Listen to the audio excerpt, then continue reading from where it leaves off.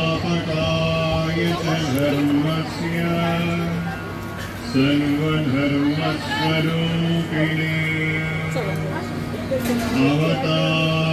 अवतारवरिष्ठाय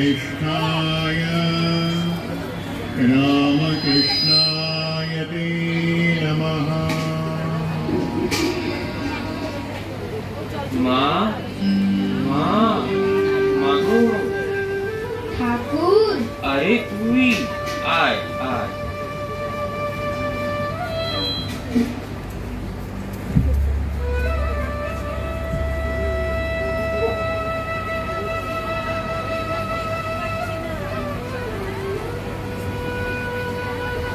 ঠাকুর যদি দুষ্ট লোকে অনিষ্ট করতে আসে বা অনিষ্ট করে তাহলে কি চুপ করে থাকা উচিত? দুষ্টু লোকের সাথে বাস করতে গেলে আপনাকে রক্ষা করার জন্য একটু তমগুণ দেখানো দরকার, কিন্তু দুষ্টু লোকের অনিষ্ট করবে বলে উল্টে তাদের অনিষ্ট করা উচিত না। তোকে একটা গল্প বলি, শোন। এক মাঠে রাখালেরা গরু চড়াতো। সেই মাঠে এক ভয়ানক বিষধরী সাপ ছিল। সকলেই সে সাপের থেকে খুব সাবধান থাকত।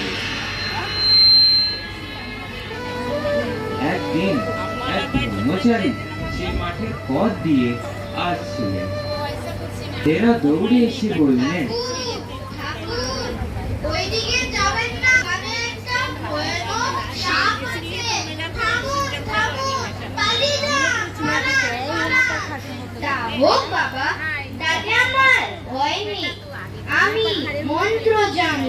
এই কথা বলে ব্রহ্মচারী সেই দিকে চললেন। ভয়তে রাখালেরা কেউ তার সঙ্গে আসলেন না। এইদিকে সাপটা ফোন তুলে দৌড়ে আসলো। কাছে আসতে না আসতে ব্রহ্মচারী যেই একটা মন্ত্র পড়লেন, অগ্নি সাপটা পায়ের কাছে পড়ে থাকলো। ওরে, তুই পরের হিংসা কেন করে বেড়াস? আয়, তোকে মন্ত্র দি। এই মন্ত্র জপ করলে তোর ভগবানের ভক্তি হবে, ভগবান লাভ হবে, আর হিংসা প্রবৃত্তি না। মন্ত্র নেবার পর সাপটা জিজ্ঞাসা করলেন, ঠাকুর কি করে সাধনা করব বলুন? তুই এই মন্ত্র জপ কর, আর হিংসা করিস না, আমি আবার আসবো। এইরকম কিছুদিন যায়। রাখালেরা দেখে সাপটা কামড়াতে আসে না। ঠেলা মারলেও তবু রাগ হয় না, যেন কেছোর মতন হয়ে গেছে। একবার একজন রাখাল কাছে গিয়ে ল্যাজ ধরে তাকে খুব ঘুরপাক দিয়ে আছড়ে ফেলে দিলেন।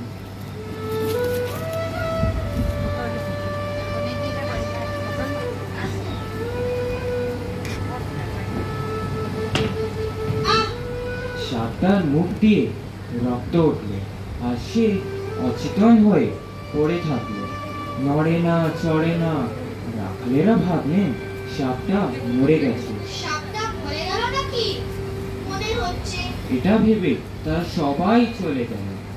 অনেক রাতে সাপের চেতনা হলো, আর সে আস্তে আস্তে অতি কষ্টে নিজের গর্তের ভেতরে চলে গেল।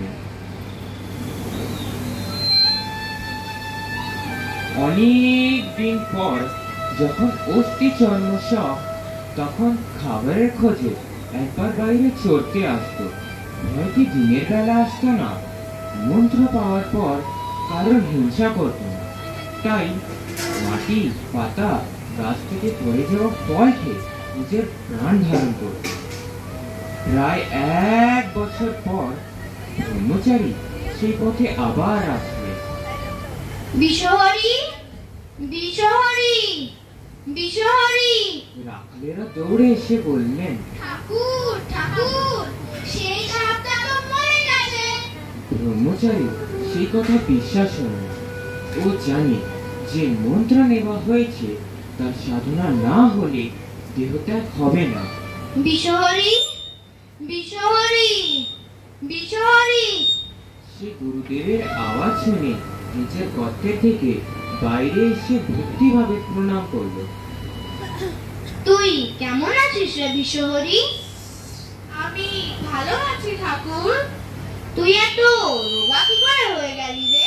ঠাকুর, আপনি তো বলেছেন হিংসা করো না, তাই পাতাটা ফলটা খাই, তাই বোধহয় রোগা হয়ে গেছি। ওর সত্যগুণ হয়েছে। ও ভুলেই গেছিল যে রাখালেরা ওকে মেরে ফেলবার জোগাড় করেছিল। না, শুধু না খেলেই এমন অবস্থা হয় না রে, অন্য কোনো কারণ আছে, একটু ভেবে দেখ তো। সাপটার মনে পড়লো যে রাখালেরা ওকে একবার আছাড় মেরেছিল। মনে পড়েছে, রাখালেরা একদিন আছাড় মেরেছিল। তারা অজ্ঞান, জানে না যে আমার মনের অবস্থাটা কি। আমি যে কাউকে কামড়াবো না, কারোর কোনো অনিষ্ট করব না, তারা কেমন করে জানবে তা? ছি, তুই এতই বোকা, আপনাকে রক্ষা করতে জানিস না? আমি তোকে কামড়াতে বারণ করেছিলাম, ফস করতে না। ফস করে তাদের ভয় দেখালি না কেন? আমার মনে থাকবে ঠাকুর। আপনাকে রক্ষা করার জন্য তমগুণ দরকার। ফস করে তাদের ভয় দেখাতে হয়, বিষ ঢালতে নেই, মনে রাখবি।